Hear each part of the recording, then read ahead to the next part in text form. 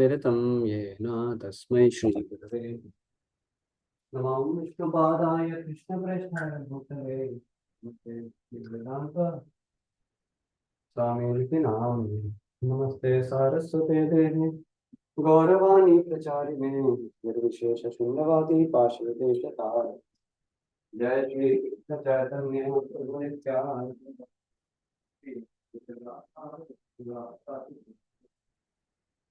Hare Krishna Hare Krishna Hare Hare Hare Ram Ram Ram Hare Krishna Krishna Krishna Hare Hare Hare Ram Ram Ram Hare Hare Hare Krishna Krishna Krishna Hare Hare Hare Ram Ram Ram Hare Hare Hare Krishna. Thank you for joining. So any point from yesterday's session, one point you can share, and you can start for today.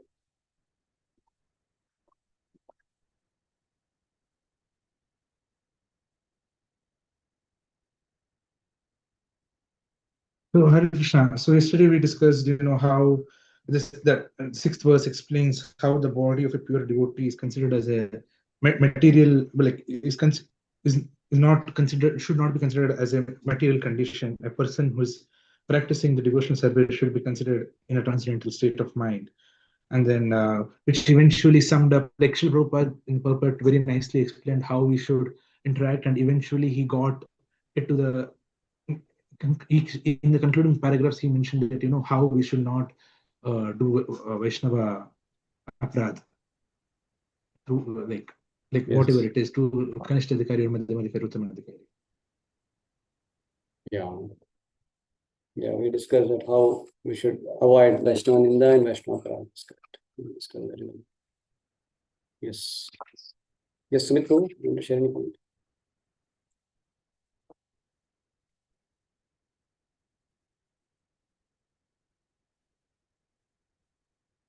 You want to share any points, Sumit Prabhu?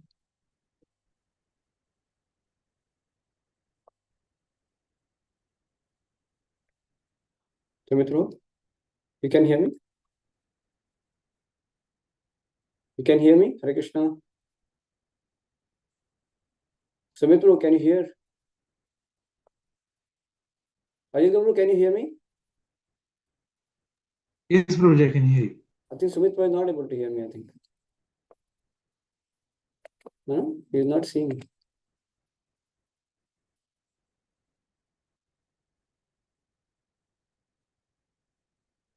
Harimol, can you hear Sumit Prabhu? He's not looking at us. Maybe calling Prabhu. Yeah, I'm calling him, bro. 1 minute.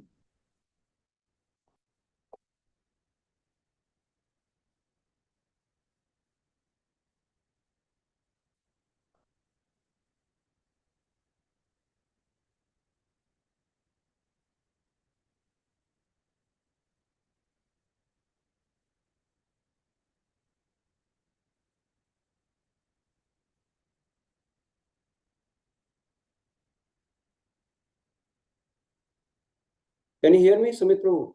Hare Krishna.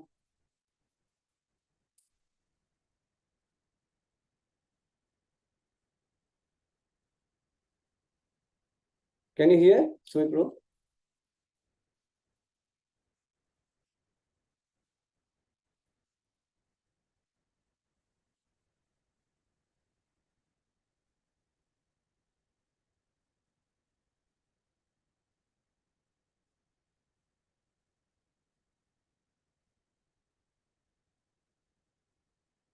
Bluetooth से connect हो गया था। अच्छा, now can you hear? हाँ। Good. Okay, can you tell one point from yesterday's session? Any one point? From yesterday's session, we learned about Sudha Bhakti and Abhicharina Bhakti, like unalloyed devotion to Lord. And we also learned about how to overlook the material aspect of devotees, and we should not judge them, but we should try to get the positive points from their spiritual life. Yeah, we should see their spiritual side. One should overlook the material side. One should see the spiritual side. Internal features of the devotee should be seen. Yeah. Not the material body, not the material mind. Yeah. Both should be overlooked. One should see rather the devotee's spiritual side. And we should not criticize the devotee's physical body defects and even the defects of their mind also. We should not criticize. Even if there is fault also, we should not criticize because that becomes Vaishnava Ninda. Yeah. And it's detrimental for our bhakti, like that. So I'll show you a nice, one nice video of Paramahansa Bhakti Charu Swami Maharaj. Just give me a minute. Not immediately, I'll show this one. Very nice video about, he talks about finding paradise. I'll show you.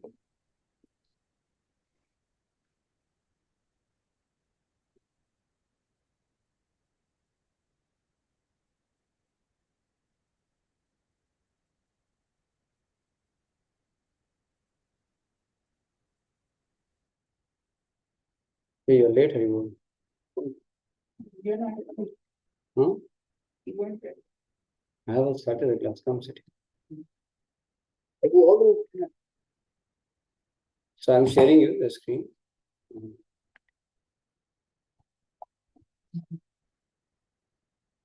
You can see.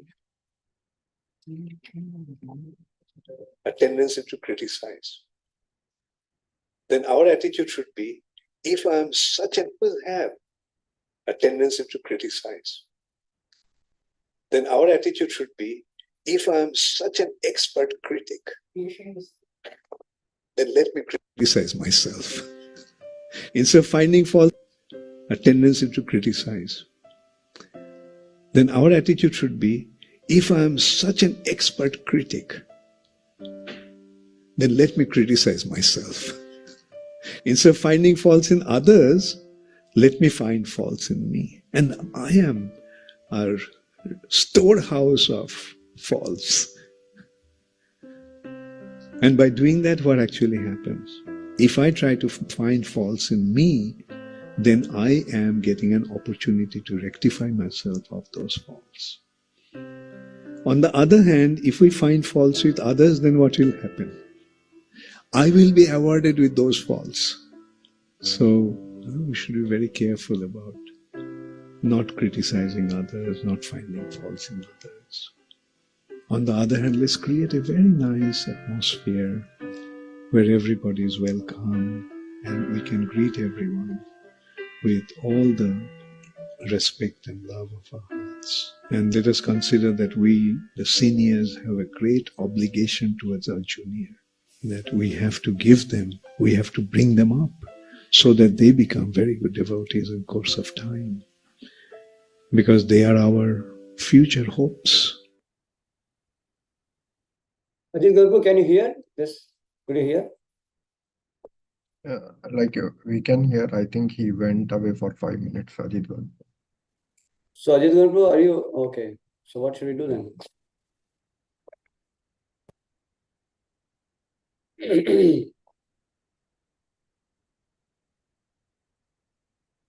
We can take a pause, maybe as he comes back.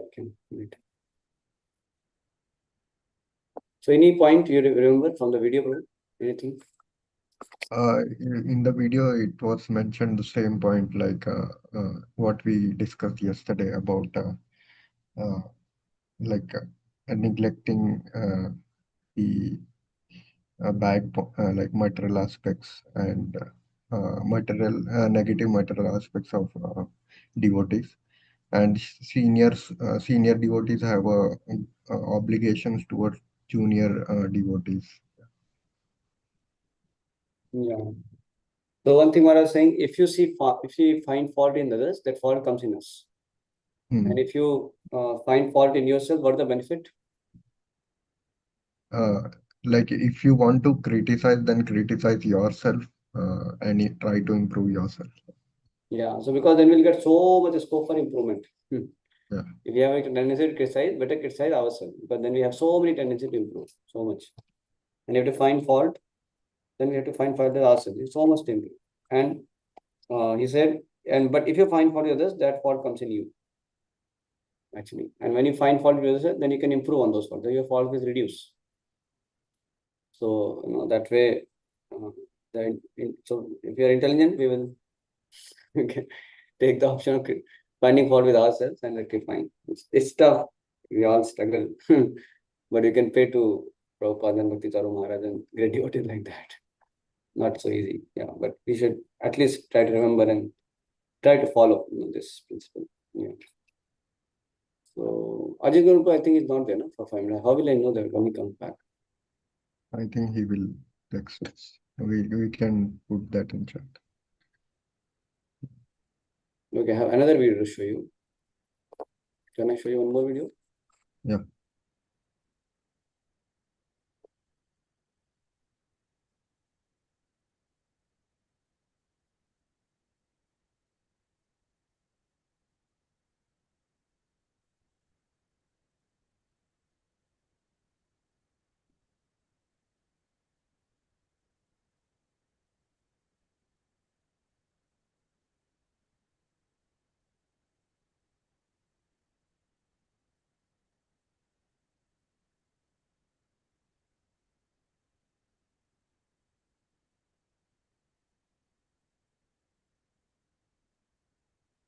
Hold on, city, hold on. I saw a dream. There is a golden city gold. Smiling. Some brothers and sisters. Some of the God brothers and God sisters. Or other Vaishnavas. Stay with us. And they're saying, stay with us. Very happy. Hold on, city, hold on. Keep having gold. I saw a dream. There is a golden city, golden. Everybody's smiling. Everyone is smiling. Some God brothers and sisters. Some of the God brothers and God sisters. Other Vaishnavas. Or other Vaishnavas. Stay with us. And they're saying, stay with us. Very happy. We'll be very happy here. So I said, well, I have to do some things for Prabhupada. And I said, well, I'll do some things for Prabhupada. Maybe I'll see you there. Maybe I'll see you later. Thanks for thinking about us, Maharaj, and preferring to give us the time and association. Yes, we need, the movement needs you. I mean, your vision is so clear, your perceptions are so clear.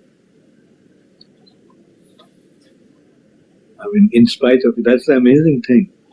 Like, in spite of your physical difficulties, your consciousness didn't get affected at all. I mean, that shows that, like, you are not affected by your physical condition. Your consciousness is completely spiritually situated. We can see here in this that how even though Maharaj, he got a stroke, and almost like paralyzed body and all that, but he has no defect in his consciousness. Consciousness is very, very pakka. So that's how you can see that pure devotee, they're not affected by any kind of physical conditions of life. Also. That's what I was trying to show there. Yeah, I'll show this now. You read this. You can repeat the verse. Syat Krishna Nama Charita Disitapya Vidya.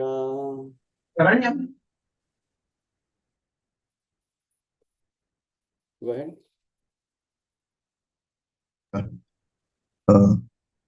शायद कृष्णा नाम चरिता Sitapya Vidya. Pittopatapta Rasanasya Narochikanu. पित्तो पत्त सरोसिना रोचिकानु Kintu Adarad Anudinam Khalu Seva Justa. किंतु आदरा नूदिन कुलत शैव जुष्टा Swadvi Kramada Bhavati Tad Gadamula Hantri. वादी क्रमाद्वेति तद्मूल लहंत्री. Hare Krishna. Ajay Guru, thank you for coming back. So, Prabhu, could you see the first video which I showed? Yes, Prabhu, I saw. First video, okay. So, second video, I was showing that how Bhakti Charu Second Maharaj video I was, didn't see. second video, Bhakti Charu Maharaj was glorifying Japtaka Maharaj. He got a stroke, his body was paralyzed, but he was glorifying that Maharaj, your consciousness is so clear. You have not at all affected in your consciousness. So I was saying the same point that how Maharaj is having completely pure consciousness with full clarity, even though his bodily condition was very bad. So I was just trying to tell the same thing. So the two videos we saw. Okay, so here let's go ahead. Syat is Krishna, of Lord Krishna. Nama, the holy name. Charit Adi. Charit means character, no? Charit Adi, character, pastimes, and so forth. Sita. Sita means sugar candy. Api, although, avidya, of ignorance. Pitta. Pitta means by the bile. Upatapta, afflicted. Rasanasya. Rasanasya, of the tongue. Rasana. So this tongue is also called rasana. Rasanasya. Na, not. Rochika, palatable. Nu, oh, how wonderful it is. Kintu, but. Adarat, carefully. Anudinam, every day, or 24 hours daily. Khalu, naturally. Sa, that sugar candy of the holy name. Eva, certainly. Justa, taken or chanted. Swadvi, relishable. Kramat, gradually. Bhavati, becomes. Tad gada, of that disease. Mula, of the root. Antri, the destroyer. So you can read the translation. The holy name, character, pastimes, and activities of Krishna are all transcendently sweet like sugar candy. Although the tongue of one is afflicted by the jaundice of Avida, ignorant, cannot taste anything sweet. It is wonderful that simply by carefully chanting these sweet names every day, the natural relish awakens within his tongue, and his disease is gradually destroyed at the root. Yeah. So if you remember in our discussion to verse number 5, there was a lot of emphasis upon how one can gradually graduate from Kanishta to Madhyama to Uttama. One of the things was emphasized. You remember what was emphasized? Sumit project going through. How one can do that. Especially 2 things was highlighted in that whole purport. How one can make advancement. Like we should respect all of them. Yeah, correct. Yes. But still some more like specific points. Your point is correct, but some more specific points. Ajit, can you remember? I had some audio disturbance. Could you tell? No, I was saying that in verse number 5, we had discussion about Kanishta, Madhyama, Uttama Adhikaris. We discussed one important point, that how from Kanishta to Madhyama to Uttama we can make advancement. The 2 things were mentioned very strongly. It was like highlighted in that whole discussion. So how one can advance from Kanishta to Uttama? So in the first 4-5 verses, it was like the initiates and the do's and the don'ts. Yeah, so that is the Anoi, 2nd verse and 3rd verse. But I'm talking about in the 5th verse, especially from Kanishta to Madhyama to Uttama. Prabhupada says in some paragraph, and then later he discusses about that thing more. How one can actually make advancement from Kanishta to Madhyama. This is very vital for one to make advancement.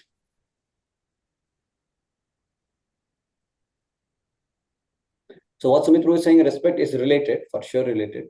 But And more specific. don't think bad about don't blaspheme others. And Yeah, correct. Importance of initiation. Of course, importance of initiation. Okay, so now you're close. So if you say don't blaspheme others, so what do you do? When you blaspheme, what it is called? like don't have any negative Yeah, so thing. what is called when you blaspheme others, or you do all that? So then Committing offenses. Offenses, avoiding offenses. So first thing is, so 2 things. So avoiding offenses is one thing, and what are the positive thing to be done?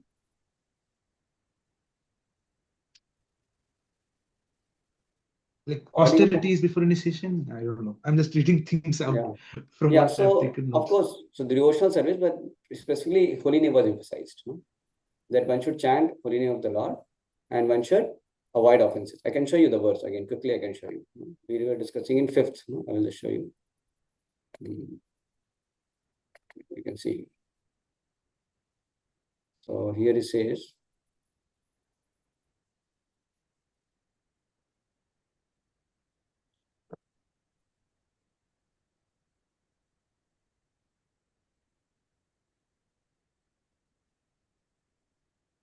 See, everyone begins a devotional service with neophyte stage, but if one properly finishes chanting the prescribed number of rounds of Harinam, he is elevated step by step to the highest platform. The first here is the chanting of Hari 16 on daily, because people were saying, okay, then he explained that. And then another place also he writes here.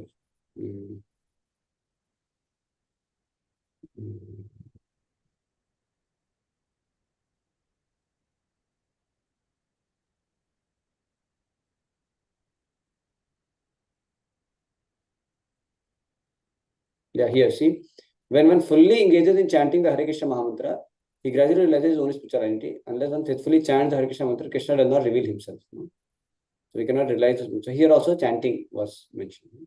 So such service begins with chanting, which means we should always chant the Hare of the Lord, that he says. Faithfully should be followed. So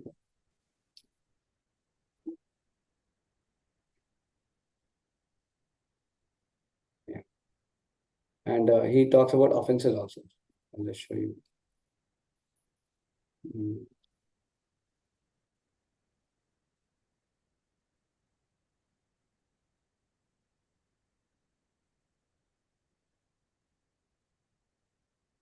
Yeah. See.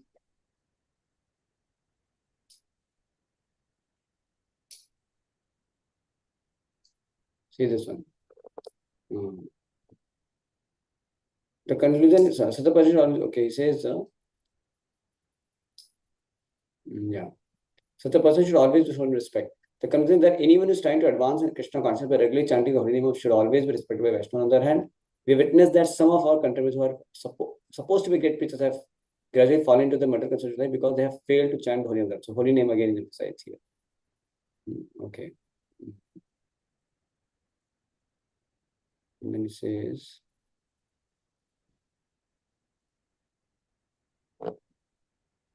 yeah, one should know for certain that without chanting the holy name of the Lord offenselessly, one cannot be a proper candidate for advancement in Krishna consciousness. This is the point I was saying. So two things emphasized, right? One is chanting, see here also. The chanting holy name of Krishna is so sublime that if one chants the Hare Krishna mantra offenselessly, carefully avoiding the time of offense, he can certainly be elevated to the point of understanding that there is no difference. So he's saying that means you can come to Uttama. That means who understands no difference between holy name and the Lord himself. So he should be very much respected. So one should know for certain that without chanting the holy name of the Lord offenselessly, one cannot be proper candidate for advancement in Krishna consciousness. So again, similar point is coming that one should chant the holy name nicely, properly, chanting, say properly finishing chanting, and avoid offenses. So Jatama has told two things too. If you do two things, then I will take you back to Godhead. He said, or chant Hare Krishna and don't criticize others. These two things he said. If you do these two things, you'll go back to God. Jatama summarizes like that. And there are many verses. There is one verse about what is his name? I think Gadadhar Das. He says, Vaishnavera gunagahi na dekhiye dosh kaya mana vakya kare Vaishnava santosh. That also says that Vaishnava gunagrahi. Always he would see the gun of Vaishnavas. Kaya mana vakya kare Vaishnava santosh, and always try to satisfy the devotees by body, mind, and words. And then it is told about Raghunath Bhatta Goswami also.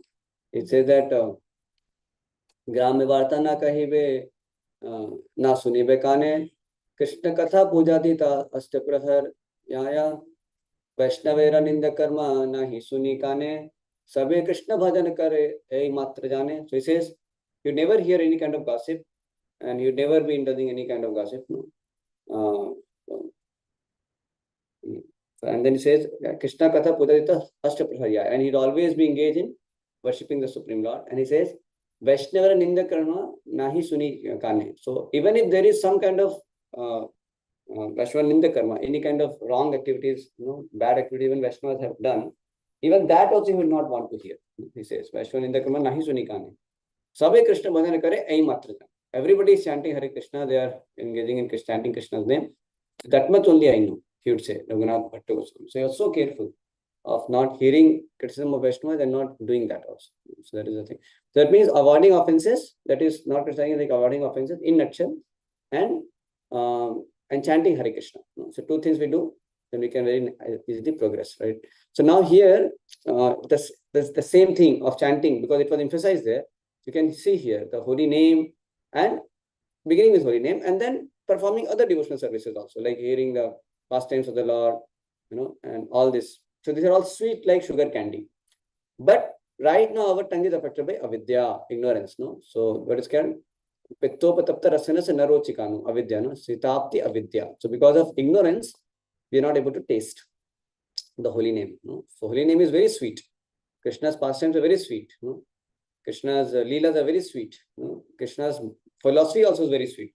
Like once, Sankarshan Adhikari Prabhu was, put a question. Somebody asked, that Maharaj, if I don't have taste for hearing Bhagavad Gita, but I want to hear more Bhagavatam stories, something like that he said.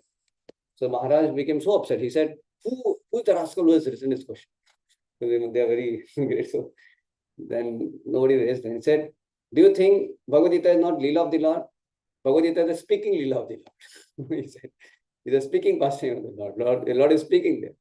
So the point is that one who has developed, and who has get freed from avidya, so he will relish. The Prabhupada said, they are wanting to jump to Rasa Leela, but they should also be very eager to read Srishti Leela or Kurukshetra Leela also. They should not simply jump over to Rasa Leela. Because like Sukadeva Goswami, when he's speaking, he was speaking about, so many varieties of subject matters. Like he talked about the planetary systems and creation of the universe in 5th canto also. So he was saying that, and he was talking, and the sort of content of creation is there, how the creation is. So Srishti Leela, Sukadeva Goswami explained a lot. So Sukadeva Goswami is a Mahabhagavad devotee, completely transcendental Samadhi. Sukadeva and Parikshit Maharaj is also a Mahabhagavad devotee. Both the Mahabhagavat are talking about Srishti Leela. And then sometimes some neophyte people, Sahajiyas, sometimes they may want to jump over only Ras Leela. They say, no, I don't have taste for Srishti Leela or Bhagavad Gita philosophy. So one will have that kind of distaste. And why one is saying that I am getting taste for directly Leela and all that? That is because of he is taking things cheaply, because it is somehow palatable to the mind. His mind likes it because of some material reasons, because there is some kind of thrill or something like that. Anyway, that is also purifying. If one hears from pure devotee, that is also purifying. But one should know that naturally Krishna's pastimes, his form, his name, his philosophy, his message, everything is transcendental and everything is very attractive to the person who is freed from avidya. But why it appears to us not so tasty? That is because of ignorance. So like say the tongue. If you put some plastic and you put gulab jamun, you will not find taste. Why? Because there is a layer of plastic. So same way, when our senses are affected by avidya, then we cannot relish the holy name and pastimes and everything, because our senses are right now affected with avidya. Ata Shri Krishna Namadi na bhaved grahyam indrai. One cannot understand, one cannot relish the transcendental name, form, pastimes of the Lord, because our senses are right now covered with ignorance and also its material. Now, Sevan Mukhe Jivado Swayam. But when we serve by regularly chanting and hearing, when we do it, then it acts like medicine. So it acts like medicine, and when you take that medicine regularly, then you will be purified. Then you will get taste. So now many devotees say, Prabhu, like Chandamani Maharaj saying that day. Some of you, if you are not there, I don't know, you might be there. I think Ajit was cooking that day, for Chandamani Maharaj afternoon class. So Maharaj was saying there that how if you are not getting taste in chanting, what is the solution? Solution is not that you give up chanting. You continue chanting. So when you continue chanting, then you will develop taste gradually. Krishnanand Prabhu in Pune, he says, if you are having disease and you're finding your disease is severe, you're not getting taste in the food and all that, then what you should do? You should increase the dose. If you're taking X medicine, get 2X medicine, increase the dose. And if you're chanting 60 rounds, chant 32 rounds. You would say like that. So basically, chant some extra rounds on Ekadashi, and little more focus on chanting. Take it more properly. Take the medicine more properly. Take more medicine. Associate with devotees who are chanting very seriously. So like that. So we have to basically do the same activity, because that is like a medicine also. So one should do that. Like even hearing Bhagavatam, hearing some great souls, hearing senior devotees. Now it may not look very convenient. We don't like to say, no, Prabhu, it's okay. No, but the point is that will be a medicine. So if we do that austerity of hearing and chanting, then that medicine will actually cure our disease, and then we will find natural relish. I saw in Bangalore temple there is a devotee. His name is what? Bhakti Prabhu. Bhakti Prabhu is then Bhakti Prabhu. He must be like 60 plus. So he will be there in anyone's class. So many class happens in temple. So he will sit in even young devotees class also. So when I went to Bangalore, I was giving morning Bhagavatam class, I think, or what a youth club Bhagavatam. So he was sitting there for that also. So for everything he would sit. So I've seen in evening, morning, any class he'll be sitting, and he will be there for aartis also. So you can see that they have developed some relish. So they don't see who is speaking, younger devotee, senior devotee. Sometimes when senior devotees come, very great souls come, then so much big number. But when then regular devotees are speaking, then sometimes we may not have taste. Not. Of course, it's obvious when we are having great souls, then we will still prioritize that and we may come for it. There's nothing wrong with that. But in general, also in our daily, program, we should not mind, hearing like what things are given by Prabhupada's system, like Srimad Bhagavatam class. We can hear that. We have sometimes evening classes, Sunday feast classes. Whatever is there, we should try to hear as much as possible. I was thinking that Sunday feast, the classes are there in the temple. Sometimes I might be busy in service or some program and all. But if I can prioritize, that would be very nice, because you can get to hear from our own devotees, from our community. It's very good. Because as I was saying the other day, that Guhyama Khyati Prachiti, when you hear from our devotees staying with us, then we develop bonding and affection with them by hearing from them, because we see how they have the realizations about Krishna, how they're also sincere in their practices. We get to know that. So it's good to hear from the devotees with whom we are living and having some Krishna Katha like that. So anyway, the point is that natural relish is awakened when somebody continues hearing and continues chanting. So you can read the holy name of Krishna. Can you read, Sumitro? Or yeah, Sumitro can read. Ajay can read one paragraph. Yes. The holy name of Lord Krishna, his quality, pastimes, and so forth are all of the nature of absolute truth, beauty, and bliss. Naturally, they are very sweet, like sugar candy, which appeals to everyone. Nuisance, however, is compared to the disease called jaundice, which Jaundice. is Jaundice jaundice, is like pilia, no? yeah, Yeah. which is caused by bilious secretion. Attacked by jaundice, the tongue of a diseased person cannot palatably relish sugar candy. Rather, a person with jaundice considers something sweet to taste very bitter.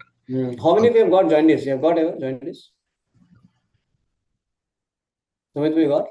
no, no. No. Okay, good. But we all have some jaundice of avidya. That is there. Okay. Avidya, ignorance, similarly perverts the ability to relish the transcendently palatable name, quality, form, and pastimes of Krishna. Yeah. Despite this disease, if one with great care and attention takes to Krishna consciousness, chanting the holy name and hearing Krishna's transcendental pastimes, his ignorance will be destroyed and his tongue enabled to taste the sweetness of the transcendental nature of Krishna and his Yeah. So, paraphernalia. yeah, such a recovery of spiritual health is possible only by regular cultivation of Krishna consciousness. Very, very vital point, you see. Hmm. So, see, Prabhu, one thing is now, like sometimes people say, no, I'm not feeling like chanting, not feeling like hearing, then why should I do that? Okay, you don't feel like taking medicine also. You don't feel like going to doctor and taking injection also. Why you do that? So our Krishna conscious practices, in the beginning at least, we should take it as a medicine also. Of course, sometimes the medicine may appear sweet. Some medicine may appear sweet also. Like some homeopathic medicine may be sweet also. But not all medicines may be sweet. Like somebody may like kirtan, doing kirtan. And that also he may be more attracted to music sometimes, or whatever. But he may have some taste for kirtan also. There is a possibility like that.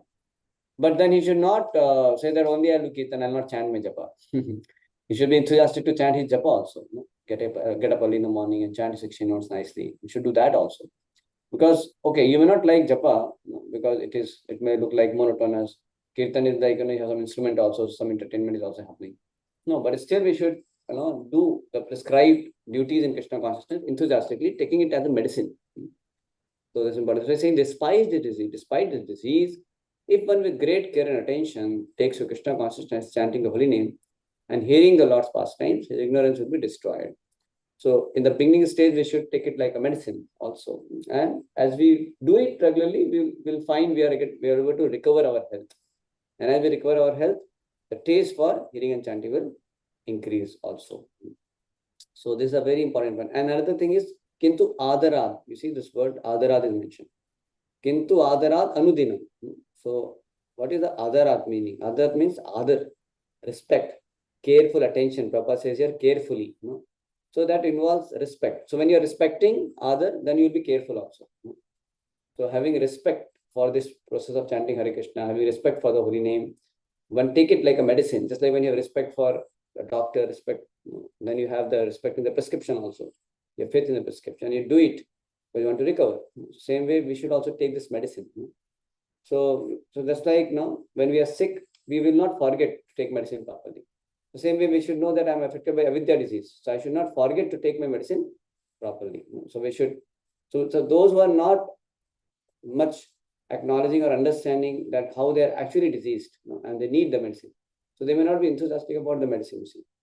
So the more we are serious in spiritual life means, the more we'll be serious about taking the medicine nicely. Correct? No, we will not unnecessarily keep the round for night. We'll not just somehow chant the round by scrolling on the mobile.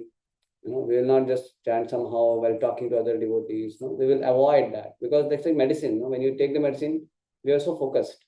The way it has to be taken, we will take that way. Correct? No? The same way when you're chanting our 16 rounds, then we should be very much focused. The way it is to be done, we should take it nicely. We should do it nicely. There are some procedures, like suppose you get cough syrup, they say that you should shake it well. Then you take that 10 ml, then you maybe put some hot water. So we are so careful to do everything as per what is told. But when it comes to chanting, then if we are not seriously taking the way it should be done, that means we are not serious about recovering our health. So it is good to, that's why always see how I can improve my chanting, because we discussed that in chanting and avoiding offenses, the two things we should focus on. And how we can increase the quality of chanting, when you keep hearing about chanting, the glories of chanting, then you can develop more and more respect also. Right? If you want to develop respect about any aspect of spiritual life, then you have to hear the glories about that. Like if you want to develop the respect about some devotees, then what you should do, you should hear their glories. So that's why when you read Prabhupada books, the Prabhupada glorifies the process of bhakti, chanting the holy name of the Lord. So naturally, just 1 minute, just 1 minute.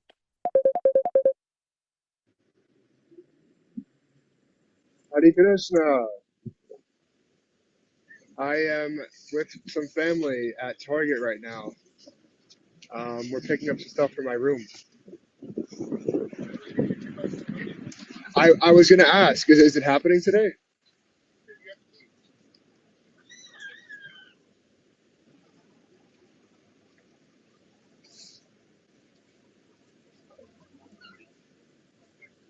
Oh, till 7? Okay, well, why do you have the keys and why are we sitting here? Okay. No, dude, we're at the car. Okay. I'll try to come in the next 2 hours or so, but I'm not entirely sure I could, but I do want to come if possible.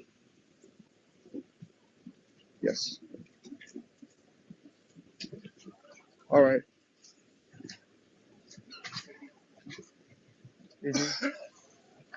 Okay.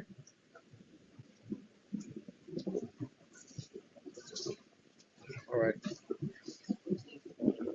Sure. Yes, we are. Consciousness code.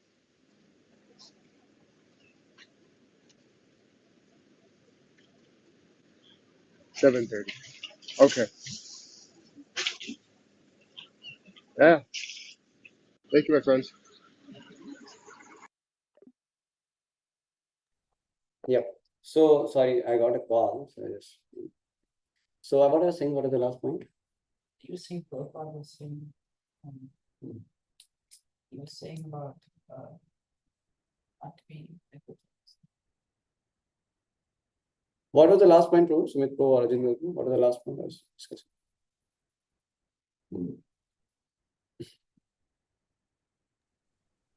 Talking about how, like something around that, how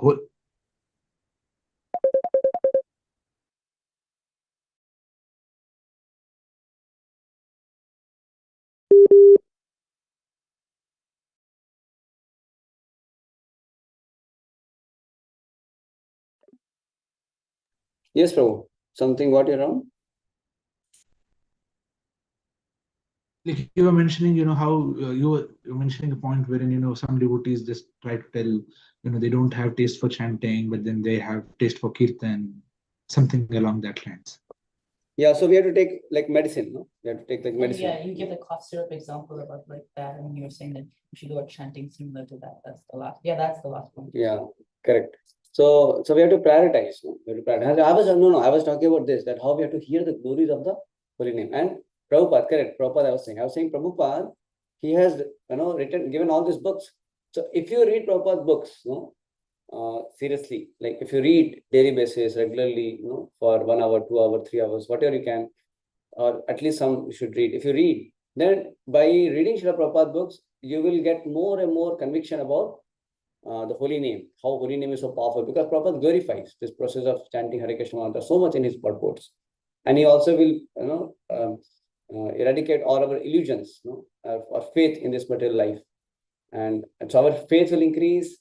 We will be able to understand the glory of the holy name more, and we will become inspired to chant more nicely. So reading Srila Prabhupada books helps us to improve the quality for chanting also. And we can also read, there are many books written on the holy name by great devotees, like Mahatma Prabhu has written, Bhurijan Prabhu has written Japa Power Notebook, Sachinandan Swami Maharaj has written books. So these books, if we keep little reading also, daily basis or whenever, sometimes we can read, it helps us, to focus more. So Sachinandan Maharaj said we should be like a Japa scientist. Japa scientist means what? You should always keep analyzing how my Japa was, how should I improve my Japa. This kind of attitude should be there. So that's important because it's a medicine for us. So we should always be cautious about this medicine. We cannot neglect it. Something cannot be neglected from our life, because this is the main process. So how can we neglect it? So we should be very cautious and also cautious about not committing offenses. There's two things. We should avoid, try to avoid offenses, and we should take the medicine seriously. Somehow we forget it, as conditions, so we forget it. But that's why we keep the reminder. That's why regular hearing, it helps. Regular hearing, reading helps. That way we can be reminded of these two important things, and we will be very nice. We can nicely chant also then when we are properly reading, hearing. Then our chanting quality also will be good.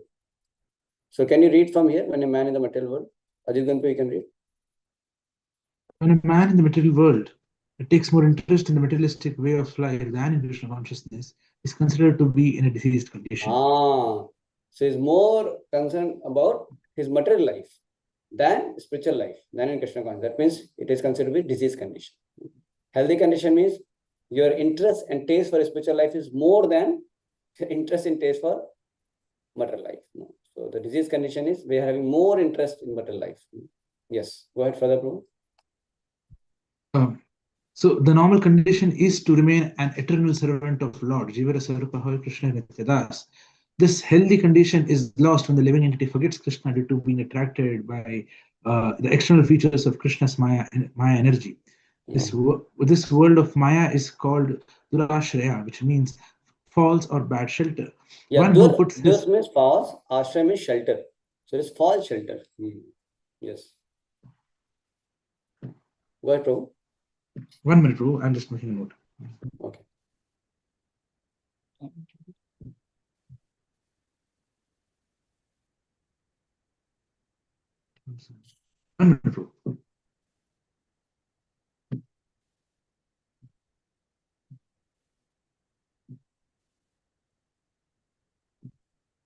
Yeah. One who puts his faith in Durashaya becomes a candidate for hope against hope. In the material world, everyone is trying to become happy, and although their material attempts are baffled in every way due to their innocence, they cannot understand their mistakes. People try to rectify one mistake by making another mistake.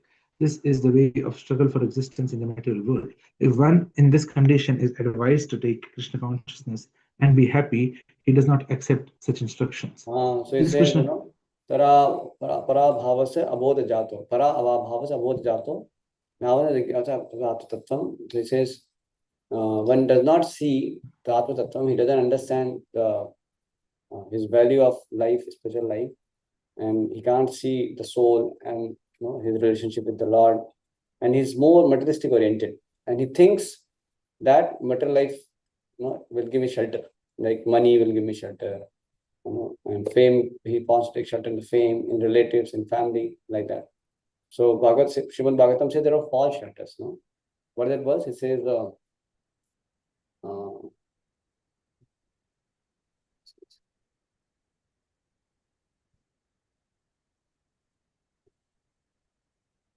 it starts.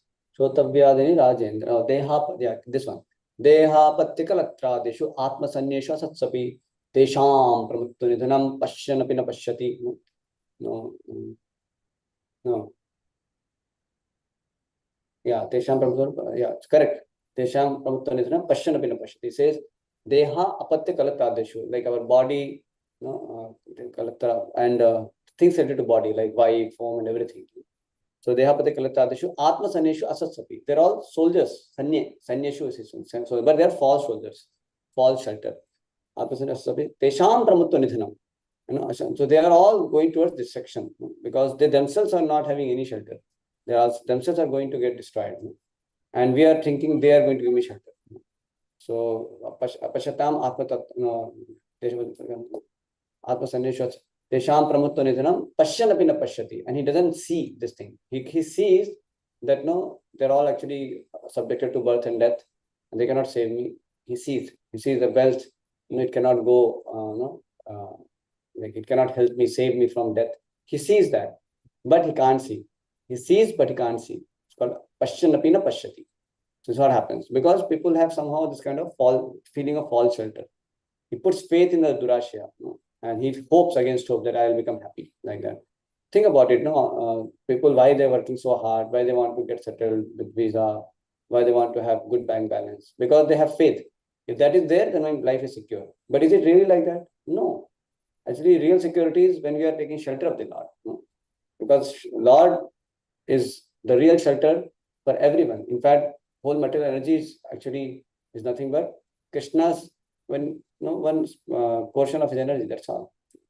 So everything is under control of Krishna. So our real shelter is only Krishna. Our real shelter is not any of this material assets or people, job, fame, anything. Cannot give us any shelter. And people foolishly just run after it, thinking that this will make me happy. This will give me shelter. This will give me protection. No, but cannot. So Bhagavatam says, 7th canto, that father and mother cannot protect his child. No, Lord doesn't sanction. A patient cannot be cured by the doctor if the Lord doesn't give protection. No? He says like that. Different examples. No? So that's how we cannot actually have real shelter in this material existence because this material world cannot give you shelter. So once Dwarkadish was saying, Maya attracts, Krishna also attracts. Maya attracts, doesn't give you any shelter. You'll be baffled. No? You go for Maya, you will be cheated. No? There is no substance, no shelter, no protection. Krishna also attracts. Krishna, you go to Krishna, then you'll find shelter also. You'll find happy. No? You'll find that you're protected, no? Like that. So that's why one should consciously make Krishna his choice, not Maya. No? That's why, and when they are trying to rectify the situation in the material world, so one rectification, what they do, that becomes a cause of another problem. One mistake is cause of another problem, like that. So there can be so many examples can be given. No? Like people, they say, okay, communication we want to increase, so they get Instagram, WhatsApp, so many things. But then they are swelling their eyes, the mind is becoming restless. So many troubles also come.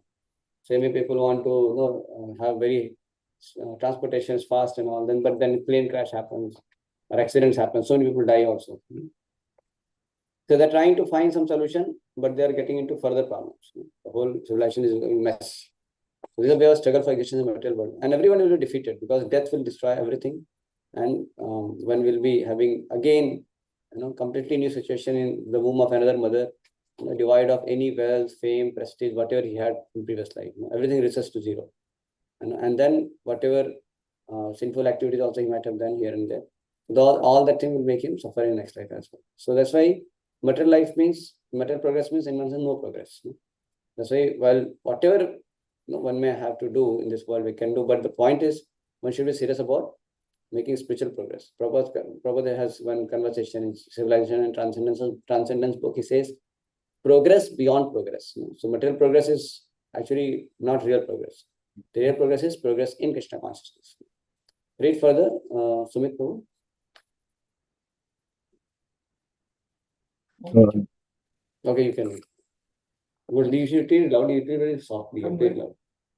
Just loudly you read. This Krishna consciousness movement is being spread all over the world just to remedy this gross ignorance. People in general are misled by blind leaders. The leader of human society, the politicians, philosophers, and scientists are blind because they are not Krishna conscious. According to Bhagavad Gita, because they are bereft of all factual knowledge due to their atheistic way of life, they're actually sinful rascals and lowest among men.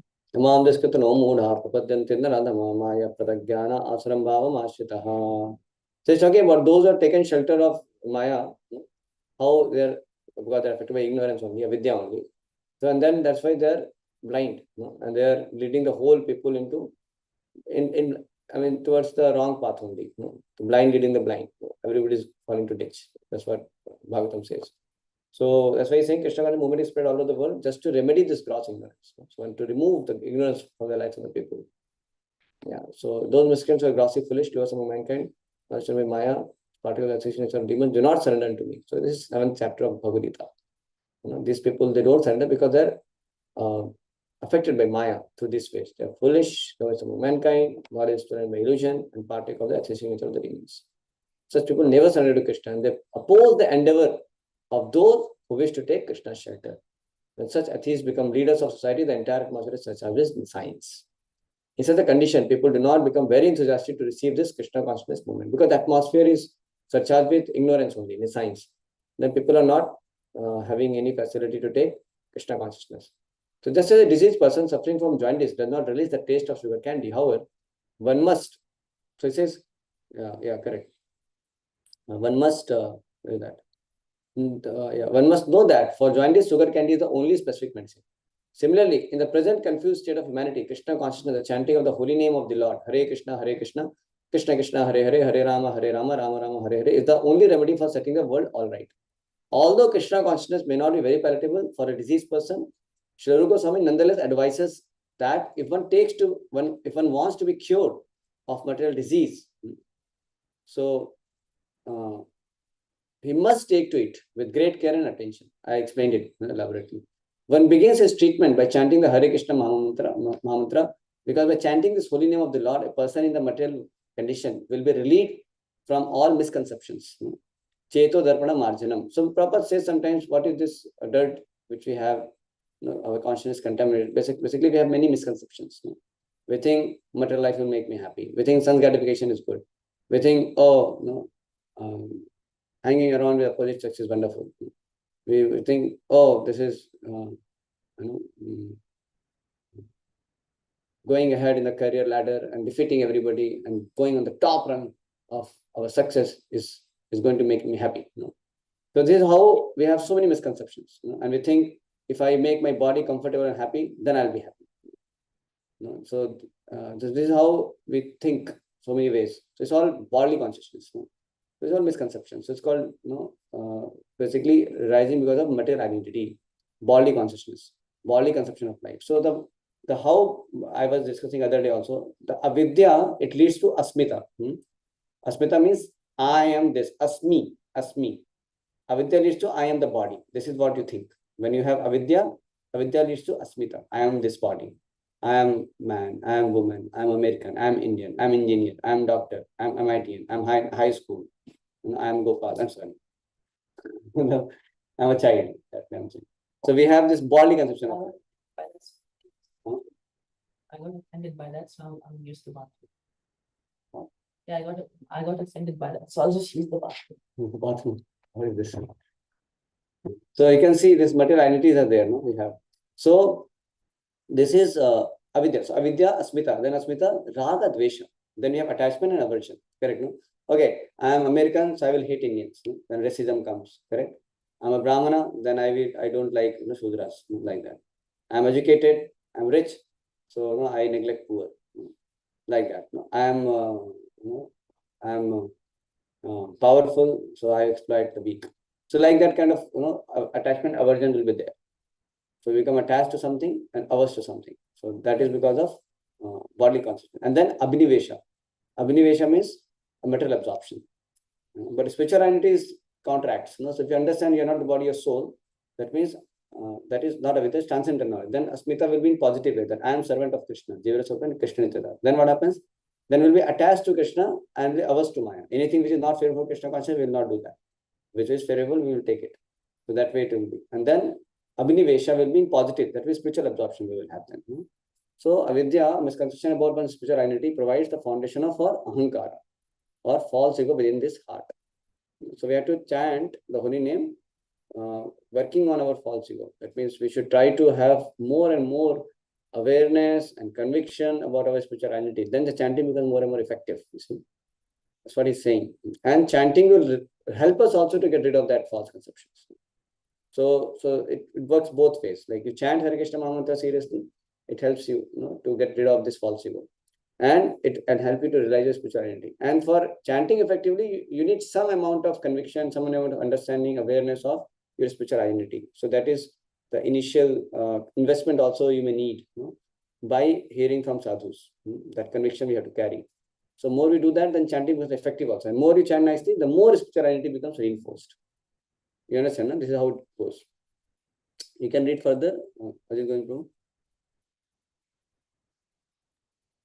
This is both easy and beneficial by chanting of the holy name of the Lord. From here. The real disease in this one. The real disease is in the heart. If the mind is cleansed, however, if consciousness is cleansed, a person cannot be harmed by the material disease. To cleanse the mind and heart from all misconceptions, one should take to this chanting of Hare Krishna Mahamantra. This is both easy and beneficial. By chanting the holy name of the Lord, one is immediately freed from the blazing fire of material existence. Yeah, there are three stages. This is easy and beneficial, you see. And by chanting the holy name of the Lord, one immediately freed from the blazing fire of material existence. That's why Chetodharma Mahaganam, Bhava Davagni Nirvapanam says. One is relieved from this blazing fire of material existence. Yeah. 3 stages of chanting. The 3 stages of chanting the holy name of the Lord: the offensive stage, the stage of lessening offenses, and the pure stage. So there are 3 names. It's called Nama Aparadha stage, offensive chanting. Then lessening offenses is Nama Bhas. And then Shuddhanam, the pure stage is Shuddhanam. So we begin with Nama Aparadha stage, where we commit offenses. So how we go from committing offenses to not committing offenses? By carefully avoiding offenses. That's why it is called lessening offenses. So that's why when chanting the holy name of the Lord, one should try to avoid offenses. And there are 10 kinds of offenses which we every day recite also in the morning. So when carefully try to avoid them. And in all the offenses, one of the main thing is that respect. Like the first offense, to blaspheme the devotees who dedicated their life for community. So that is, if you respect the devotees, then you will not blaspheme. Then, what is the second offense? To consider the names of demigods like names of like Lord Shiva, Brahma to be independent. Yeah, so that means if you respect the Lord properly, you don't consider the Lord's holy name equivalent to demigod's name. That's what Narada Muni, when he was Upabarna, when he was in Gandharva Loka, so he went for Sankirtan, and with many women surrounding, lusty women surrounding him. Upabarna was there in Gandharva Loka, and that was an event of Sankirtan. But he started chanting demigod's name. And that was an offense, and then the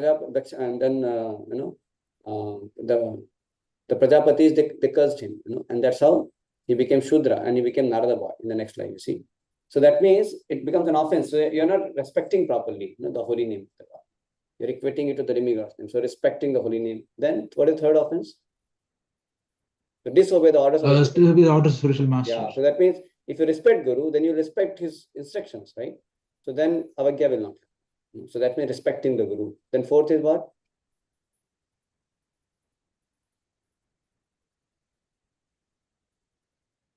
What is the fourth offense? Vedas, consider the Vedic literature. Yeah, Vedic, blasphemy the Vedic scriptures and scriptures. Yeah. So when you do interpretations or so all these things, because you're not properly respecting the Vedic literatures like that. What is the fifth offense? To consider the glories of chanting Hare Krishna to be an imagination. Yeah. So again, we are not respecting the holy name. Understanding it's not something ordinary. Its glory is not imagination, right? So like that, all these offenses can be avoided by one thing: respect. And respect comes when you hear the profuse glories of, holy name, the spiritual master, the devotees, the scriptures. So then you can actually avoid these offenses like that. So respect is one of the antidote for these offenses. One has to, and how to increase respect? by hearing from devotees about the glories of all this, glories of all this, then one can avoid offenses also. So the stage of lessening offenses, and the purest stage is Shuddha Nama. You can read further from when a neophyte takes to the chanting. When neophyte takes to the chanting of the Hare Krishna mantra, he generally commits many offenses, written basic offenses, and if the devotees avoid these, he can glimpse the next stage, which is situated between offensive chanting and pure chanting. When one attains the pure stage, he is immediately liberated. This is called Bhava Mahadudagwan Nirvapanam. As soon as one is liberated from the blazing fire of material existence, he can relish the taste of transcendental life. The conclusion is that in order to get freed from the material disease, one must take to the chanting of the Hare Krishna Mahamantra. The Krishna consciousness movement is especially meant for creating an atmosphere in which people can take the chanting of the Hare Krishna mantra. One must begin with faith, and when this faith is increased by chanting, a person can become a member of the society. We are sending Sankirtana parties all over the world, and they are experiencing it even in the remotest part of the world, where there is no knowledge of Krishna. The Hare Krishna Mahamantra attracts thousands of men to our camp. In some areas, people begin to imitate the devotees by shaving their heads and chanting Hare Krishna mantra only a few days after hearing the mantra. This may be imitative, but imitation is a good thing, is desired. Some imitators gradually become interested in being initiated by the spiritual master and offer themselves for initiation. If one is sincere, just 1 minute. So you can see here, Prabhu, very beautiful Prabhupada explains here that if you avoid these 10 offenses, then what happens? Then you gradually go from offensive chanting Nama Prat to Shuddha Nama, that way.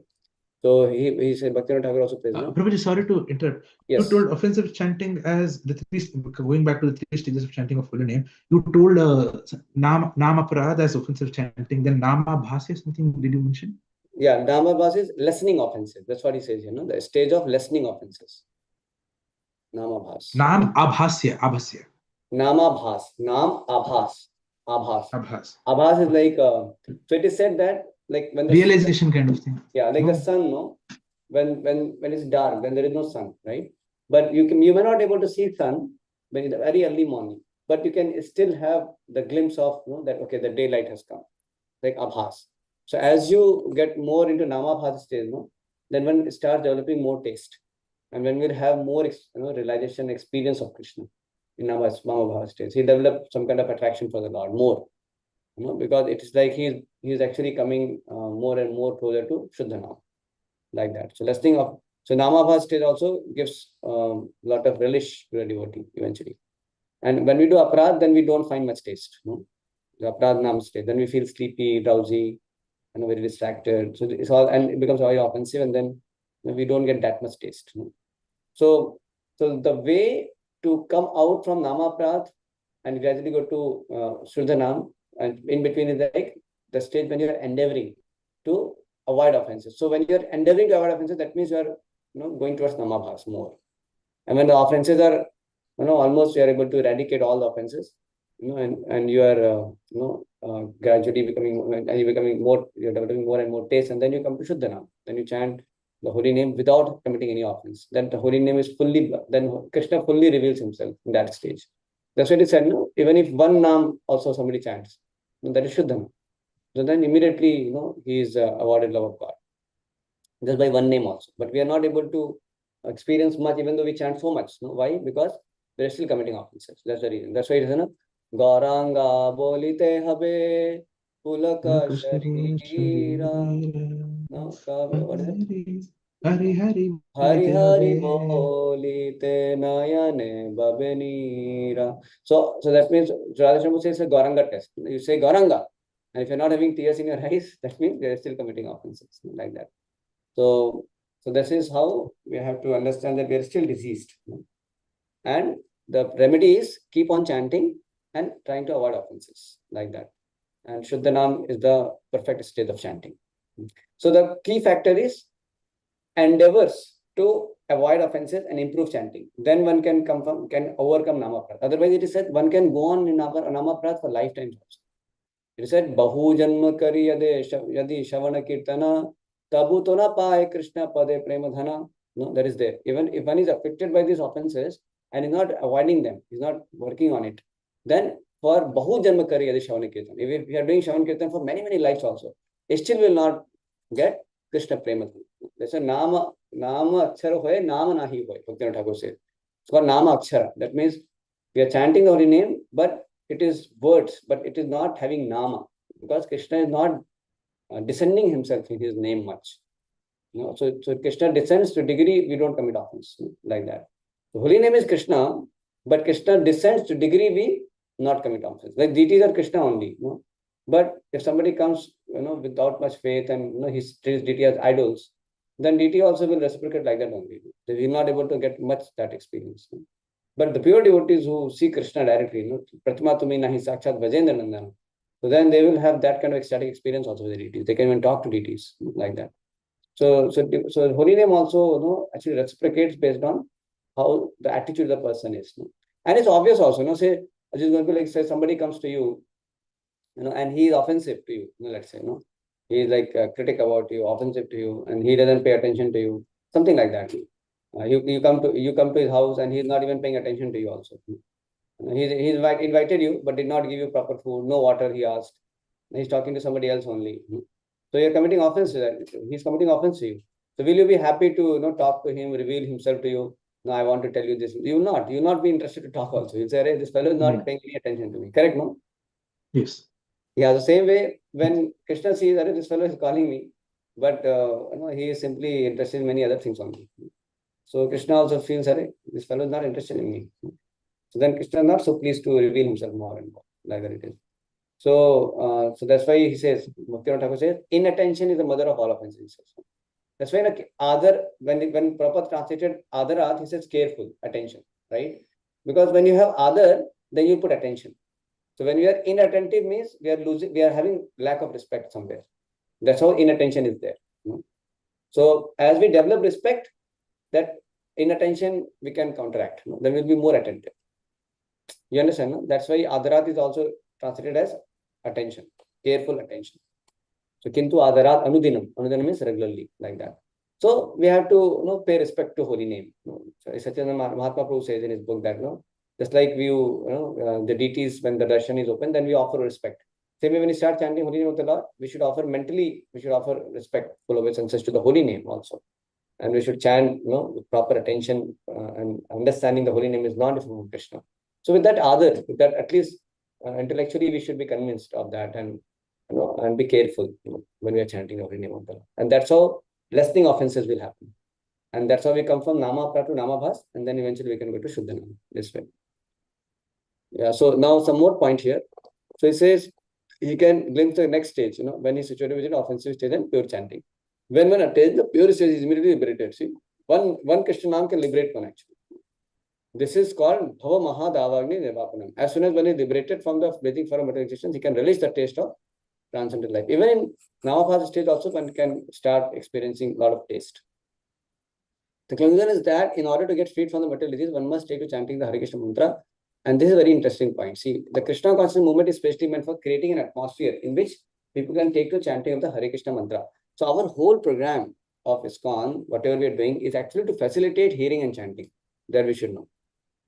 Because ultimately we want people to take the medicine of hearing and chanting. Because that is a real medicine. When we do that and care, we have to teach also people that how they carefully they should do this. So not only they should take this medicine, but they should also know how to carefully take it so that they avoid committing offense also. Correct, no?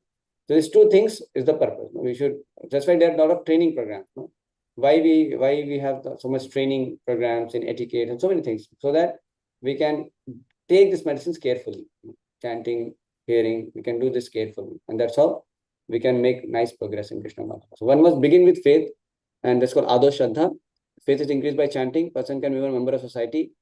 So that's why the whole process will happen. Then he will get sadhu sangha, and then he will have anartha nivritti. Bhajan kriya. Then he will be anartha nivritti. Then nishtha, then asakti, then bhava, nishtha, ruchi, asakti, bhava, prema. Like that it will happen.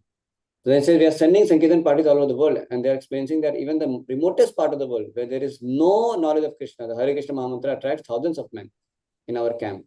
In some areas, people begin to imitate the devotees by shaving their heads.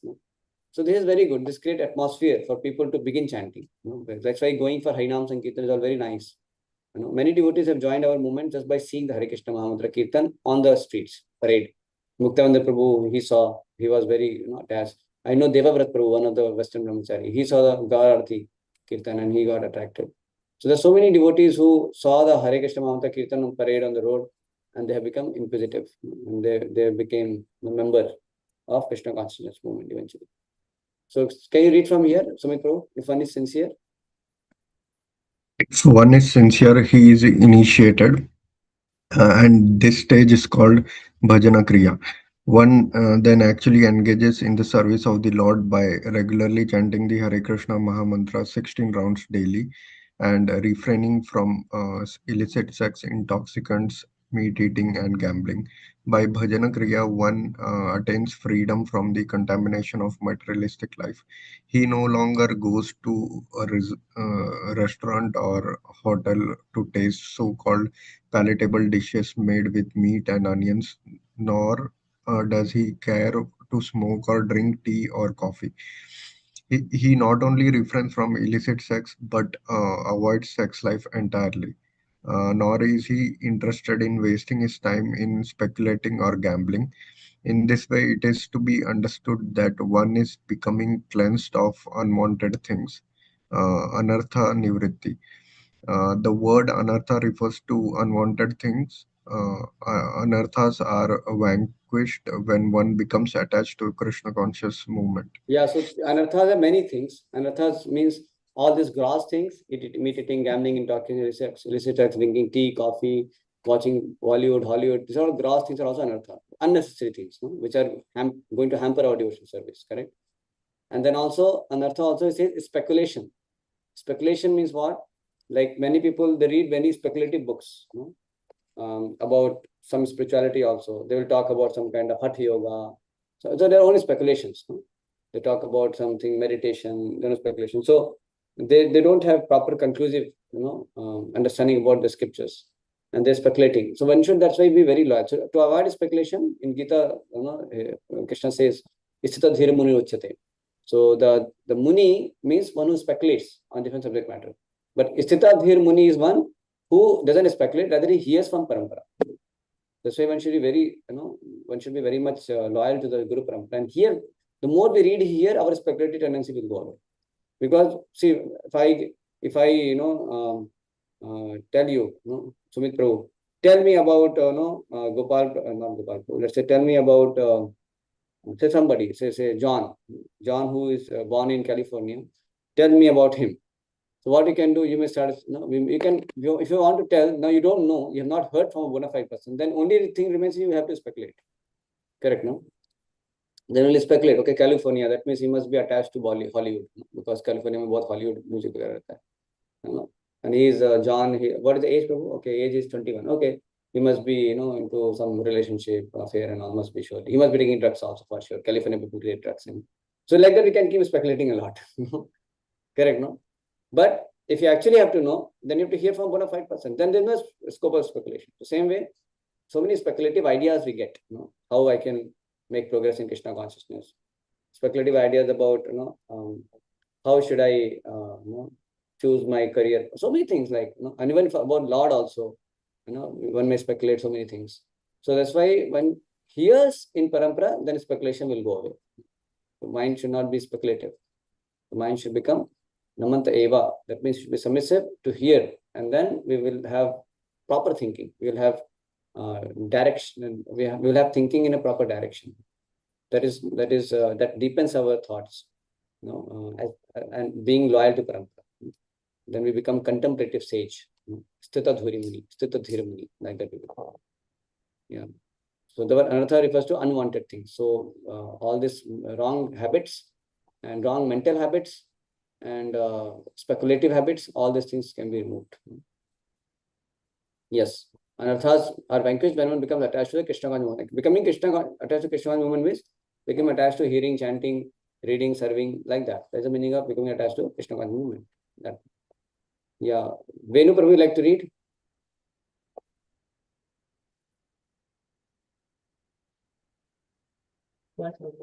Okay, you can read. Okay, he's reading. Yeah, go ahead reading. When a person is relieved. When a person is relieved from unwanted things, he becomes fixed in executing his Krishna activities. Indeed, he becomes attached to such activities and experiences ecstasy in executing devotional services. This is called bhava, the awakening of dormant love of Godhead. Thus, the conditioned soul becomes free from material existence and loses interest in the bodily conception of life, including material opulence, material knowledge, and material attraction of all variety. At such a time, one can understand who the Supreme Personality of Godhead is and what his Maya is. So he's explaining different stages, which Madhur Kadambini describes. Adho Shraddha, Sadhu Sangha, Bhajan Kriya. When you do Bhajan Kriya, nicely chanting and avoiding offenses, Anartha Nivritti happens. Unwanted things will go away. Then you get Nistha. And then you get Ruchi, interest. And then Asakti, you become attached to Krishna conscious movement, attached to Krishna conscious activity. And then Bhava. So Sadhana Bhakti happens till Asakti stage, then Bhava stage, then Prema stage, like that. So, but of course, in Sadhana Bhakti also Vaidhi Sadhana and Raganuga. So one develops taste also, that is more like Raganuga. Spontaneous attraction is also there, Ruchi or Asakti, that way. And see, this is very interesting. He says, the conditioned soul becomes free from material existence and loses interest in the bodily conception of life. So when preliminary awakening of dormant love of God happens. So see what... Prabhuji, I'm so yes. sorry to interrupt. Yes. You mentioned after Anartha Nivritti happens, then Nishtha comes. Can you go back to that where you were describing that? Because I was taking it. Okay, so yeah, so Anartha Nivritti, so when Anartha Nivritti stage, most of the anarthas go away, and it is the longest stage, it is said. So there is a discussion in Madhur Kadambini about every stage, and its symptoms and everything in detail it is described. So maybe in Nectar of Devotion we may discuss a little more about it. So so you can see that Anartha Nivritti is the longest stage, and when somebody gets maximum, most of his anarthas, almost, it is said almost, nasta prayeshu abhadreshu, nityam bhagavata sevaya, bhaktir uttama shloke, bhaktir bhavati nastiki, there also comes nastiki, nastiki is nishtha bhakti. So that nasta prayeshu, it is called praya. Praya means almost anarthas go away, most of the anarthas go away. That's why still he is not having prema, you see. After Anartha Nivritti, one gets Nishtha. That means he gets very steady, strong, determined bhakti he can do. Because most of his anarthas go away. That means passion and ignorance has got more and more eradicated. He is very firmly situated in goodness, and he has Nishtha bhakti. Because of his, most of the anarthas have gone. But still some traces of anarthas are there. Not like fully everything is gone, not completely zero. That's why he has to further, continue his bhajan kriya, and he has to further increase his faith. The another interesting thing is that in all throughout, it's not like Adho Shraddha, then Sadhu Sangha, then Bhajan Kriya. So then, so in all these stages, faith is continuously increasing only. Like what faith you have at a stage of Sadhu Sangha, then when you have, say, you have got now Bhajan Kriya, and then you have another thing within Nishtha. In Nishtha stage, you will have more Sadhu Sangha. And you will do Sadhu Sangha with much more faith. And you will do Bhajan Kriya with much more faith, So all these previous things also will be there. And that's how you get more purified. That's why it is said, till Nishtha, it is lot of, it's like little longer. After Nishtha, so they make a diagram. They make a diagram like this, like from Adho Shraddha to Nishtha. It's like upward journey. It takes more endeavor, and it is longer also. And after Nishtha... After Nishtha is Adho Shraddha. No. After Nishtha is not Adho Shraddha. Adho Shraddha is the beginning only. Beginning only, okay. So, yeah. okay. So after Nishtha... Adam is like little, little Shraddha. Okay.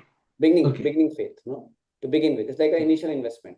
Because without having Adho Shraddha, one cannot associate with Sadhu. Sadhu Sangha will not happen, Because you need Shraddha to associate with Sadhus.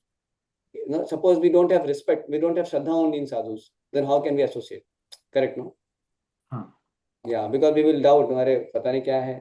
Who knows? Kya bolega, pata nahi, So like that. So when we don't have, and before Adho Shraddha, how Shraddha comes also, Satam Kripa, Vishnu Chakravarti Thakur said. And what is Satam Kripa? Satam Kripa means unknowingly, somehow you have received that mercy of some devotees. How? Because you engage unknowingly in some devotional service. You serve the Lord some way. Let's say you are in the petrol pump, and then sannyasi was passing by, and then he was standing. So you took his bag. Sannyasi, I can take bag for you. You can sit in the car, then I can give you, like that, something like that. So you did some service, or you told, a devotee was going for preaching program. He asked you address. Then he told, this is the address. You can go there. He helped you. He himself came with you and he helped you there. It is there, and that's how he gets some sukriti. So then you get some sadhu kripa, satam kripa, and that satam kripa leads to some kind of development of agyas sukriti, and that leads to shraddha. So agyas sukriti leads to shraddha, and that shraddha, agyas sukriti, and that much shraddha, when it more accumulates, then you develop attraction, for sadhus. Then you have attraction for devotees, and then that attraction for devotees leads to, bhajan kriya. Bhajan kriya means then, because the devotees will instruct you, chant Hare Krishna, come read Bhagavad Gita, then we can begin the process of Krishna consciousness. And then what happens when Bhajan Kriya becomes, when you start Bhajan Kriya, then Anartha Vritti. And when Anartha Vritti happens, Bhajan Kriya happens, then actually you have more faith. And with more faith, you do more Sadhu Sangha. And you do more Sadhu Sangha, then you have Bhajan Kriya more nicely. So that means Sadhu Sangha, Shraddha, Bhajan Kriya, Anartha Vritti, it continues all throughout. You getting this now? Yes, Continues. But it is described like, how step by step one comes to Krishna consciousness, stages like that. So first is Satam Kripa, then some Shraddha, then Ado Shraddha, then again it leads to Sadhu Sangha. Sadhu Sangha leads to Bhajan Kriya. Then that's why more is you associate with sadhus, your chanting, your bhajan will become more stronger. You see? The more you associate with nicely devotees, that's why we were discussing other day, Guhyam Akhyati Prachati happens nicely. Six loving exchanges are nicely. So we are able to associate. So the heart of six loving exchanges is Guhyam Akhyati Prachati. That means we are hearing and chanting in association of devotee very nicely, hearing from senior Vaishnavas, serving them, associating with them very nicely. So getting the transcendental knowledge more and more deeper in our heart. Then what happens? But when nice sadhu sangha happens, then our quality of chanting, quality of devotion improves. But if we do prajalpa, if we do atsat sangha, we offend the Vaishnava, then what happens? We are not having sadhu sangha, rather we do sadhu ninda. And we then what happens? Then because of that, our bhajan kriya becomes very bad. Then our then you see also sometimes when you offend some Vaishnavas, or we are not careful, we criticize or offend something like that, then you see our chanting becomes difficult. How many of you experience like that? Sometimes it happens. Then the chanting becomes very difficult to do it. You have experience? Any one of you? Sometimes it happens. But bro, I just wanted to ask. Sorry, I'm so sorry. Yeah, So sure. after Nishtha, what is it? So then, After Nishtha, is, then there is Ruchi, then Asakti. what does asakti mean exactly? Asakti means one becomes very attached. He becomes very attached to Krishna, attached to devotional service, attached to chanting. Prabhupada says attached to Krishna conscious movement. Asakti. Can you name all the stages like from beginnings? First was Sakam, right? Something, right? Yeah, I can. First is Ado Shraddha, then No. Before Adu Shraddha, there was Sakam. You mentioned. coming in contact wala stage. Yeah, Satam Kripa, correct. Coming in contact with devotees, Agyatve. He may not have any faith, but he somehow rendered some service to devotees, or to the Lord, and he got some mercy of devotees. That is called Satam Kripa. And then you get Ado Shraddha. And Ado Shraddha, I can show you. Let me see. It will be there in Nectar of Devotion. 1 minute, I'll just open that for you. I'll just open it. In Nectar of Devotion also you'll find it.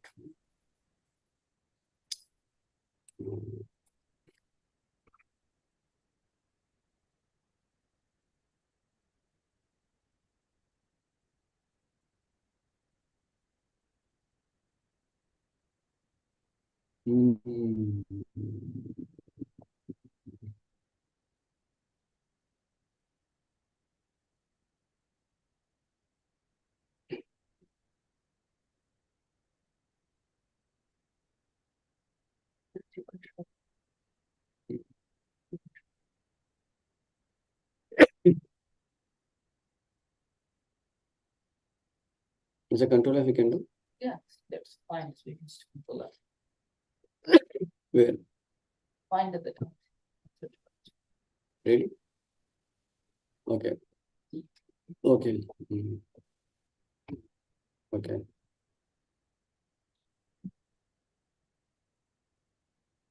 Okay.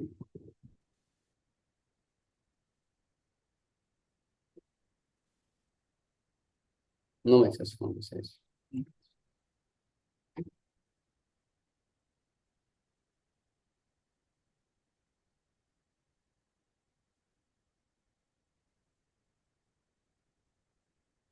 I can open that.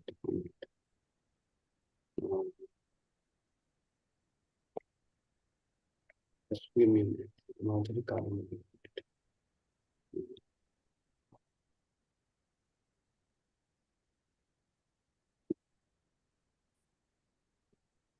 Yeah.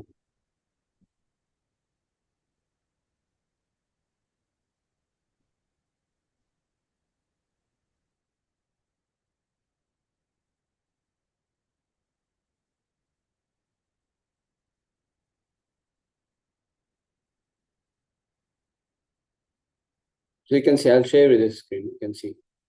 You are really sure. You can see the screen now. That's the wrong. Yeah. Yes, Prabhu. Yeah, this one. You can see now this one, stages of development of bhakti. You can see this. Yeah. Yeah, you can see here. No? Ado Shraddha Tata Sadhu Sango Tata Bhajan Kriya Tato Anartha Nivritti Syat Tato Anartha Nivritti Syat Tato Nishtha. Actually, Ruchis Tato Nishtha के बाद रुचि ततो आसक्तिस ततो भावस ततो प्रेमा अभिदच्यते sadhaka. This. The progression, the development of bhakti in the sadhaka up to the appearance of prema is as follows, starting with faith, shraddha, followed by association of devotee, sadhu sangha, doing devotional service, bhajan kriya, cessation of unwanted habits, anartha, steadiness, nishtha, taste, ruchi, attachment, asakti, bhava, the stage prior to the God, and finally prema arises, like that. So he explains that. And now see, for every stage also he described this. I can send you this document. If you want, you can read through this, go through this.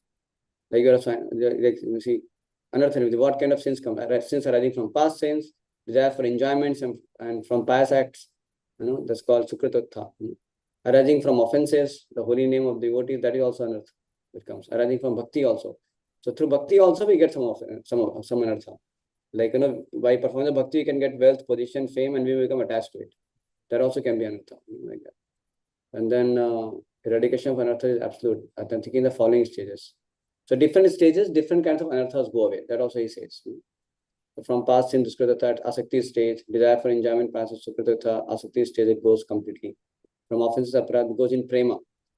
So offenses which we do now, Vaishnava aparadha and all that aparadha, that anartha because of that aparadha, what anarthas come in our heart, that goes only in prema stage. That's why you have to be very careful. But at which stage it goes anartha. But most of the offenses, gross anarthas goes away when you reach nishtha. That's what he says. So, and then nishtha stage examination. So all this description are given at different stages. What all symptoms are there? Ruchi, attainment of taste. Like that. Asakti stage, what happens? So see, the difference between ruchi and asakti is that ruchi mainly has bhajan, devotional service practices, as its subject, while asakti mainly has the Lord, the object of bhajan, as its subject. That means he has ruchi for process, but in asakti stage he becomes attached to the person, as Lord as a person very much. Like this. Ruchi is the immature stage of attachment, while asakti is the mature stage. Asakti polishes the mirror of the heart to such a state that the reflection of the Lord suddenly seems to be almost visible there. Because next to asakti is bhava. So see, prior to asakti, on realizing that his mind has been overpowered by material objects and desires, the devotee by his deliberate effort almost withdraws his mind from them and tries to fix it on the Lord's form, qualities and so on. At the appearance of asakti, however, absorption of the mind in the Lord is automatic without effort. See, in ruchi there is some effort, but in asakti, without effort only, his mind goes to the Lord. Even at the stage of nishtha, a devotee is unable to detect how and when his mind withdraws from topics of the Lord's name. Nishtha is having steady devotion service, but his mind sometimes goes away from the Lord's name, form, qualities, and flows towards material affairs. On the contrary, at the state of asakti, one does not know how and when his mind withdraws from material topics. Even some material topics is going on, it will withdraw from it and gets absorbed in the topics of the Lord. You see, it's the opposite. One below the level of asakti can never experience this. Only a devotee on this level can know what is asakti. You're getting this point, so all these stages are mentioned, you see here. Then what happens to prema and everything. That document is there. So this is Madhuri Kadamini, describes this. Bro, do you mind sharing this in the WhatsApp group? I can give you, no problem. You can take it. I'll put it. I'll put it in the chat also if you want. And this will be covered in Nectar of Devotion, right? Yeah, maybe we'll cover. Actually, Madhuri Kadamini is a separate topic also. I will see, bro. Mostly we will cover at least something of it. Try to cover something of it, yes. Yeah.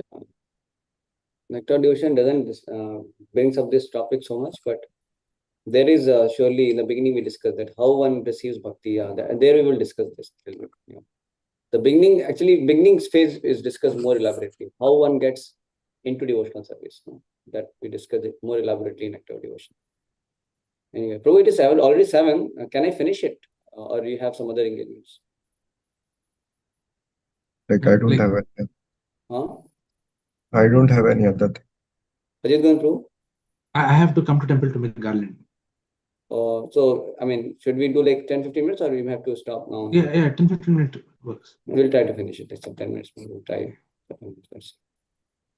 We just little went off, means not off the topic. Surely different topic. That was good. I'm so sorry to drift us away the topic. That's nice. Anyway, that is there na, here. So this is all part of topic. So it is good. Because this is a very avid conversations which I have heard between youth have. And like I never had much clarity on this. So I was like, today I'll get my doubts cleared on what is the flow of thoughts of these things. No, very important. Yeah. That's good. So we should discuss in detail. So that way we are not off. That's why I'm saying we got deeper. That's good. And not we got so much deeper also, because it's still like a lot of things we can read there and then we can discuss maybe in NOD a little more also. So it says here, see, not is interested in wasting time in speculating, gambling. So okay, this is done. Yeah, bhava, and then we came where the conditions of becomes free from material existence and loses interest in the bodily conception of life. Yeah, so I wanted to tell this that see, the bodily conception of life, one thing. Second thing is material opulence.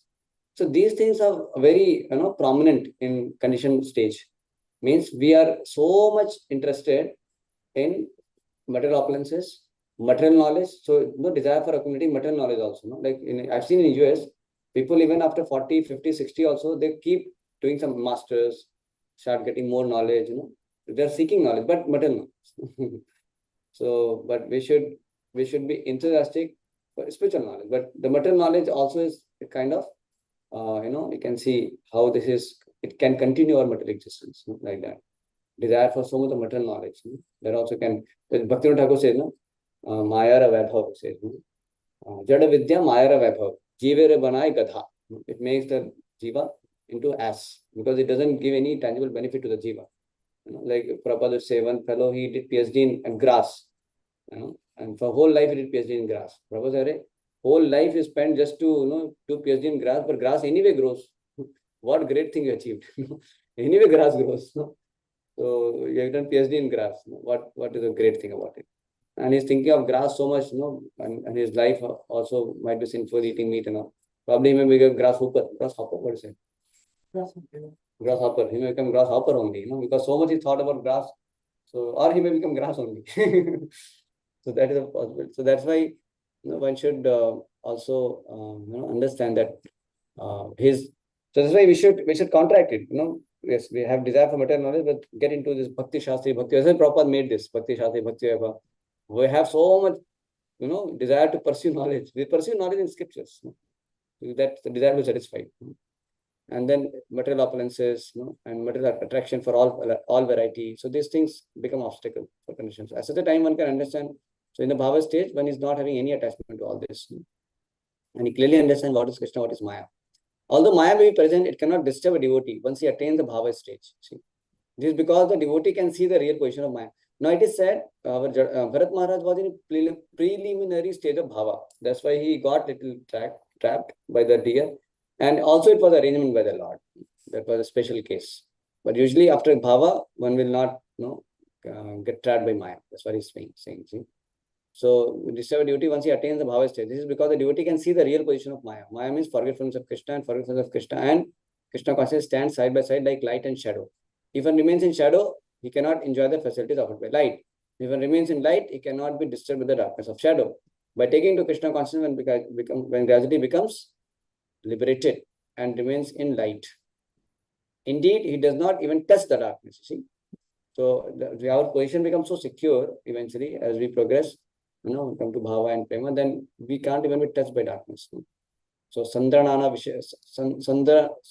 Sandrananda Visheshatma, they said, when he develops, when he goes from bhava to prema, I mean in bhava and prema stages, like next division will discuss more about it, how Maya cannot penetrate at that stage. The Krishna Surasam Maya hai andhakar, yaha Krishna taha nahi Maya adhikar. Krishna is compared to sunshine, the Maya is compared to darkness. Wherever there is sunshine, there cannot be darkness. As soon as one takes to Krishna consciousness, the darkness of illusion, the influence of external energy will immediately vanish like that. So any comment or question? 5 minutes and we'll pause. Any reflection, comment, question? No. Sumit Prabhu? No question. Okay, then we can just take reflection. You have any question? No, I have a reflection though. Okay, so we'll hear the reflection of devotees one by one, and then we can pause for the day. Yeah. Point you made, material progress is not real progress. Spiritual progress, spiritual progress is actually how you should do your life, your way of life, and also the two main aspects for Krishna consciousness are don't commit offenses and shun the holy name. Correct. The two very important points. Chant the holy name of the Lord and avoid offenses. That's very, very important. Correct.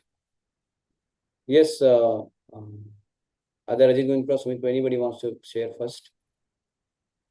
Yeah, so in the video, we first learned about, like, if you want to criticize, first criticize yourself.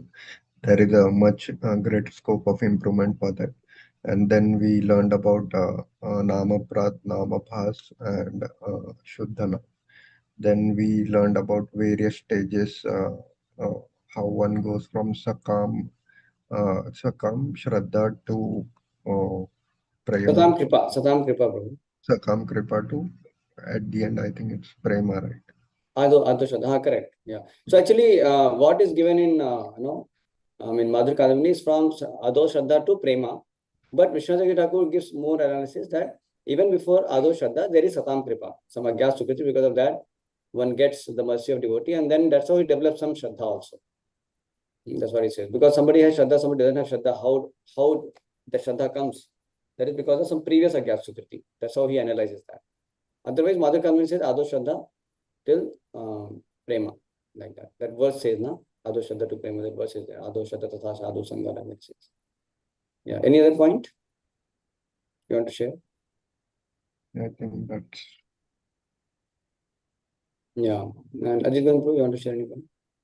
Yeah, so like I like the point how Srila Prabhupada mentions and talks about in the purport that how everyone is in a diseased condition of life, and like the highlight for me in the entire verse was that the normal condition is to be the eternal servant of Krishna, Jivara Swarupa Krishna Nityadas, and that like from time and again, even Radhanath Swami Maharaj in his almost all the lectures which I have heard, he'll speak about Trinadapi Sunuchena and like some this aspect and Jivara Swarupa Krishna Nityadas. So Right. like our eternal position in life is the servant, like is to be servant of Krishna. But then we have become diseased that we have forgotten that we like once we start showing interest towards material life, then spiritual life. Like how what position of like how once we attain bhava stage, nobody like Maya cannot even touch, because that devotee understands in what position Maya is. Like once he comes in contact with like Maya, he does not want to go back to the old stage wherein he was materially so attached, and now like he has that he's scared that if I let Maya come touch me, and then he'll go back to the square one what he was before reaching the bhava stage. Correct. So actually, this is a very good point, bro, what you brought out. Actually, at the stage of bhava, that stage when so basically he is so alert. He becomes so alert because he knows what is Maya, how it can ruin him. That's why he is so careful. So because of his alertness, he always remains in liberated position. Like once Prabhupada was, telling that Maya cannot touch me. You know that past time. And then they were saying Jai Prabhupada. And then Prabhupada was there in the temple and he was praying to the deities very heartily, to Radharani, to Krishna. Then they asked, Prabhupada, what are you praying? He said, I'm praying to the Lord that please protect me from Maya. Or Radharani, please protect me from Maya. And the Prabhupada said, the devotee said, Prabhupada, just now you said that Maya cannot touch you, Prabhupada, because I'm always praying like that. So I can say this way. Like that he said. No? So good point. Any other point, Prabhu, you want to share?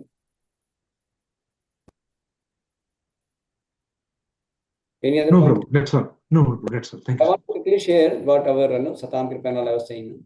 So I'll just quickly share. You can see here, just 1 minute. So see here, this the whole process here is mentioned here. Shraddha sadhu sangha bhajan kriya. Anathaviti nishtha. He says all this. Shraddha sadhu sangha bhajan kriya anathaviti nishtha ruchi asakti bhava. And bhava prema. So here he's not mentioning. Anyway, I think here he has not mentioned Subodhini. Maybe some other place he has mentioned about Satam Kripa.